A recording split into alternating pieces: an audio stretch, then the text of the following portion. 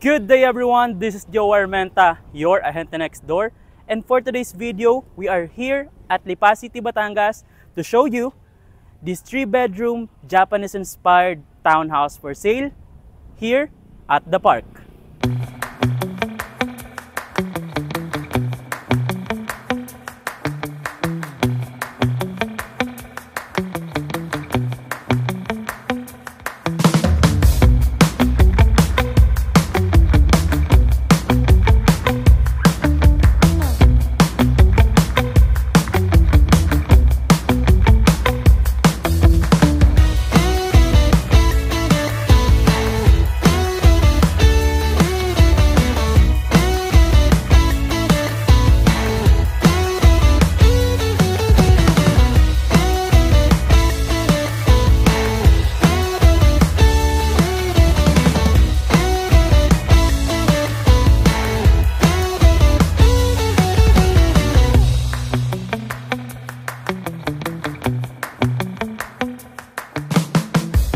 By the way guys, if you are new here, make sure to click the subscribe button and the notification bell para lagi kayong updated every time we post a new video.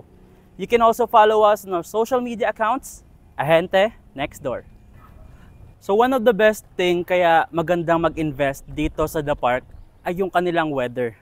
Although ngayon, medyo mas intense yung hangin since meron tayong bagyo, which is the Typhoon Leon. Hopefully, wag naman sanang pumasok na sa Pilipinas para wala na tayong kababayan na maapektuhan. But then, napakaganda nitong property. Here I am walking on their main road. Ayan yung ating model house. We will check that later. I will show you yung ating townhouse inner unit and yung ating townhouse and or corner unit. And yung nasa likod natin, yan na yung ating main entrance with the 24 hours security. Kaya once makalipat kayo dito, you can expect na kayo ay very secure dito sa loob ng subdivision. So yan, makikita nyo dito, hanggang dyan lang yung ating community. Very small, but yet napaka ganda. Ito yung ating existing office, and then yung kahabaan na yan, yan ay magiging commercial area. So basically, everything that you need will be provided here. Malamang may mga magtatayo dyan ng water station, laundry, and other kinds of businesses. And then ito naman yung ating model house. So right here, ito yung mga bahay ng kliyente natin na unang kumuha dito sa The Park. Kung mapapansin nyo, meron ng mga almost complete. Especially yung mga corner and end units. Ayan o. Sila yung mga nag-reserve last year. But dahil si Royal Properties, developer ni The Park, ay very early sa development, hindi pa sila tapos ng equity. Ginagawa na yung kanilang bahay. So yung una nating i-check ay yung townhouse inner unit. So the floor area of this one is 60.5 and lot area of 50 square meters. Japan-inspired and napaka-minimalistic and modern ng vibes ng property. Kaya maganda siyang tingnan. So on the ground floor, here you have your pocket garden. Pwede ka diyang maglagay ng landscape tulad nito. And then, on this side is your one vehicle carport. Nandito na rin sa carport nyo yung para sa septic tank. So in case kailangan niyo siyang buksan in the future, madali niyo siyang ma-access. May provision din for a faucet. Siyempre kapag maglilinis tayo ng sasakyan. And an outlet here on the outside. Yan. And then you have your canopy over here. Kasama na dyan yung balcony mo. Para hindi mabilis pumasok yung ulan dito sa parking lot. Pagpasok mo sa property, on the left side is your stairs going to the second floor. And right beneath is your living area. Yan. Guys, pwede nyo itong gayahin. You can put your television right here and your sofa over here. But for some clients, meron silang preferred na layout. Yung iba, ginagawang storage space, itong ilalim ng hagdan, that's okay as well. So the turnover of this property is complete finish. Ibig sabihin, meron na po siyang wall paint, ceiling, and meron ng kasamang tiles. Ang wala na lang upon turnover ay yung mga furnitures and fixtures tulad nitong sofa, TV, and etc. And then right at the back is your very spacious toilet and bath. Hanggang doon sa taas, yung tiles nito.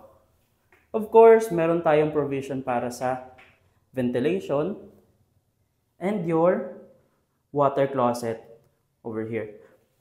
Actually, gusto ko tong lavatory nila dito because hindi siya yung common na nakikita natin, di ba? It's round shape. So, very aesthetic siyang tingnan, to be honest. And then here is your dining area. Another glimpse. And dito naman, kasunod ng parking space mo, ang kitchen area.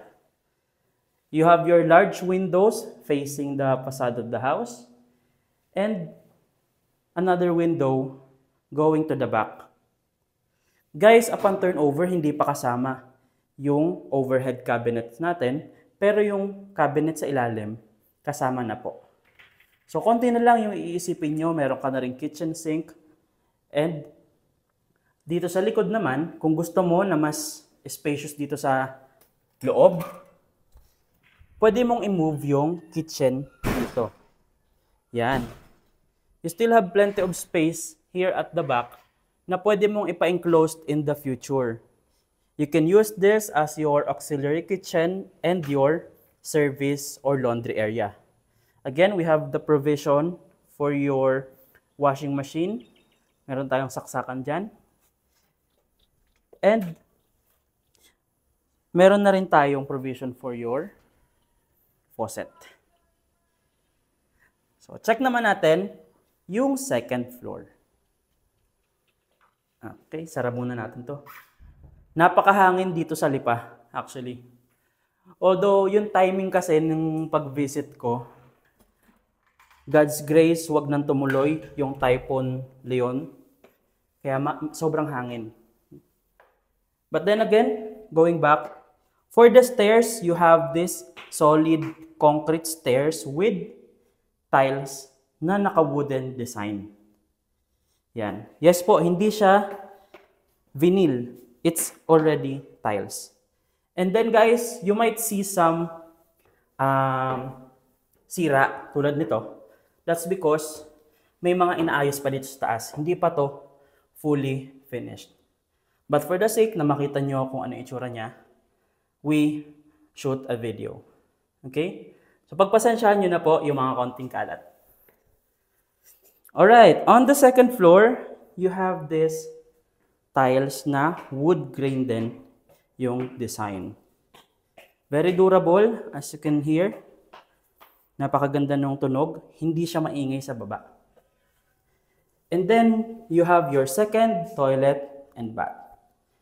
Same size nung sa ground floor, napakalawak, wherein you can include your own shower space right here. Pwede mo pa siyang i-enclose. And a ventilation, of course.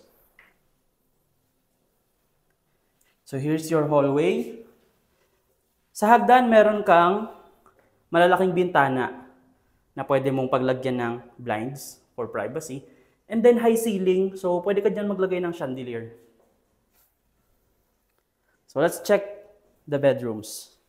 Here's your bedroom number 1. O sa ngayon, hindi pa nila nilalagay yung bed. But then, I believe ito yung foldable. I don't know if that's the right term. But yeah, I think that's it. And then, right here is your second bedroom. Very spacious, enough for a small family. And last but not the least is your master's bedroom. Ito yung pinakamalaking bedroom inside the house. And also with an access to the balcony. So yan. Check natin kung mabubuksan natin. Kasi last time, ginagawa pa nila to. Very durable yung ginamit nilang glass for this sliding door. And then, here, entirety of the facade, yun yung haba ng balcony mo. Kitang-kita nyo, napakamaulap. That's because pumasok na daw sa Philippine Area of Responsibility si Typhoon Leon. Hopefully, Lord God, wag na siyang progress. So going back, non-skid tiles yung ginamit nila dito. So kahit umulan, mabasa, hindi kayo madudulas. And then you have this steel railings for your balcony. So next na check natin ay yung kanilang end or corner unit.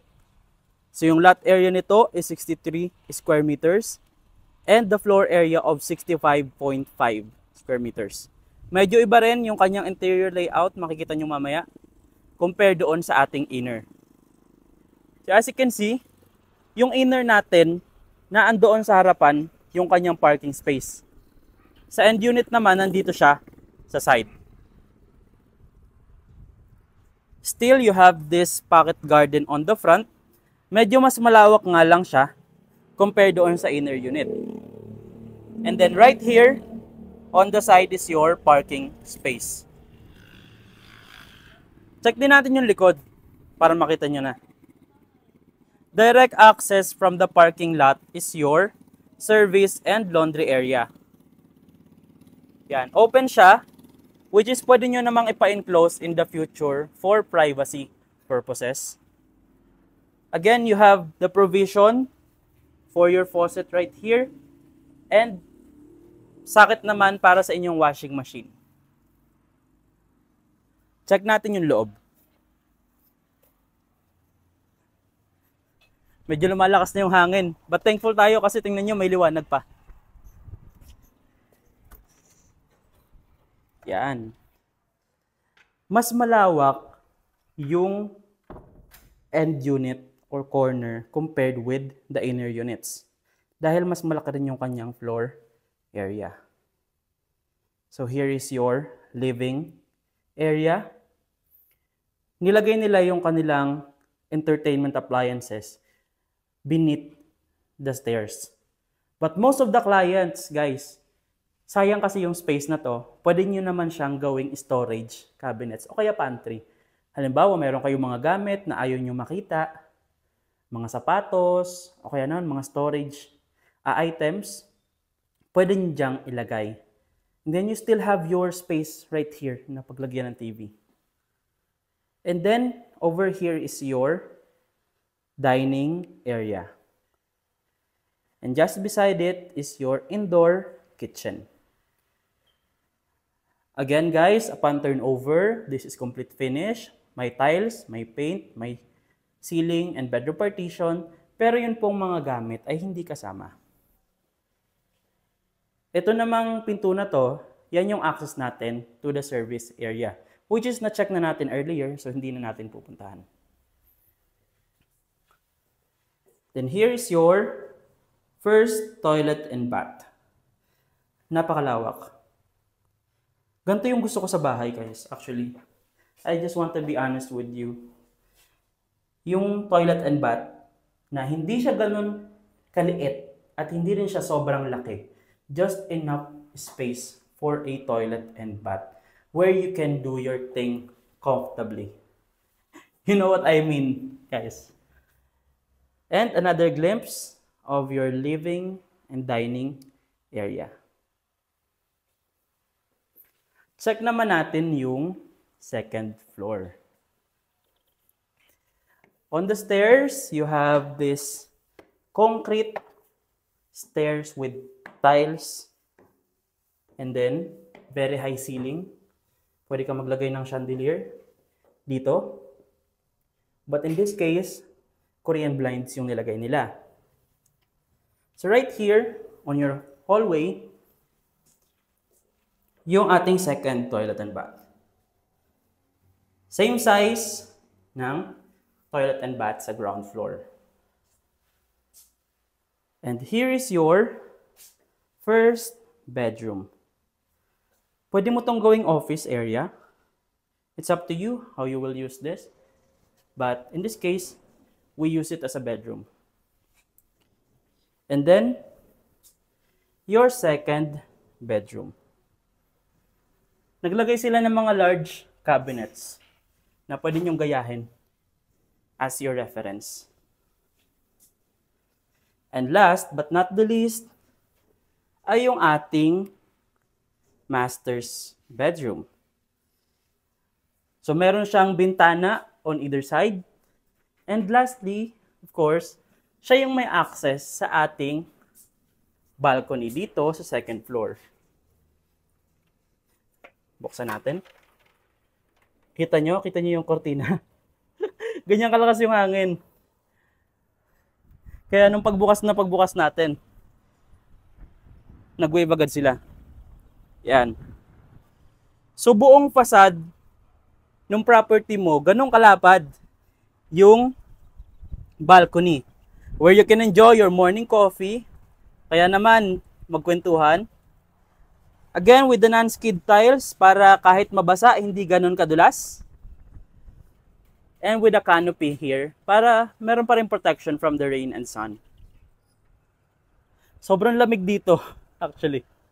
I'm from Santa Rosa, Laguna, kaya I know the difference of the weather here in Lipa and Laguna area. And without bias, this is one of the coldest temperature within the Calabarzon. So, kung naghahanap kayo ng napaka-comfortable, very secure, and small community, dito na kayo sa The Park at Lipa. Ang mga tatayo lang natin dito ay around 400 plus units. So, kukonti lang. Low density, and at the same time, very uniform yung mga property. I will put the computation, sample computation, ang pricing natin on the caption of this video. So, check nyo na lang. And by the way, the price will be based upon the upload of this video. So nagbabago kasi siya from time to time. Kaya I urge you na kung kayo ay decided na kumuha ng property, this is the time para hindi na kayo maabutan ng price increase.